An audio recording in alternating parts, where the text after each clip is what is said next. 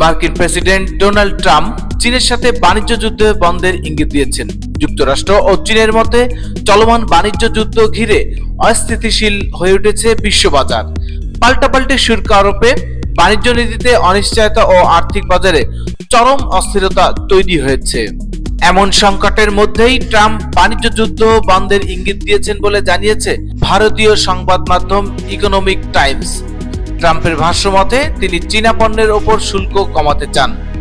White হাউসে শুল্ক সম্পর্কে সাংবাদিকদের ট্রাম্প বলেন, শুল্ক আরো বেশি হোক আমি তা চাই না, কারণ একটা পর্যায়ে গেলে মানুষ আর কেনাকাটা করতে পারবে না। তিনি আরো বলেন, তাই আমি শুল্ক কমাতে পারি কারণ আপনি চাইবেন মানুষ কেনাকাটা করুক। চলতি মাসের শুরুতে বিশ্বব্যাপী উচ্চ হারে শুল্ক আরোপ করেন ট্রাম্প। এর মধ্যে রয়েছে সব দেশের পণ্যের ওপর 10% মার্কিন শুল্ক এবং কিছু পণ্যের জন্য উচ্চ হার। যদিও আলোচনার সুযোগ দেওয়ার জন্য 90 দিনের জন্য এই শুল্ক স্থগিত করা হয়, তবে চীনের উপর বরং ধাপে ধাপে শুল্ক বাড়িয়ে 145% করা হয়। পাল্টা জবাবে চীনও যুক্তরাষ্ট্রের পণ্যের উপর শুল্ক বাড়িয়ে 125% করে দেয়। এদিকে ট্রাম্প বলেছেন, শুল্ক আরোপের পর থেকে চীন তাদের সাথে যোগাযোগ অব্যাহত রেখেছে। তিনি আশাবাদ ব্যক্ত করেছেন তারা একটি চুক্তিতে পৌঁছাতে পারবে।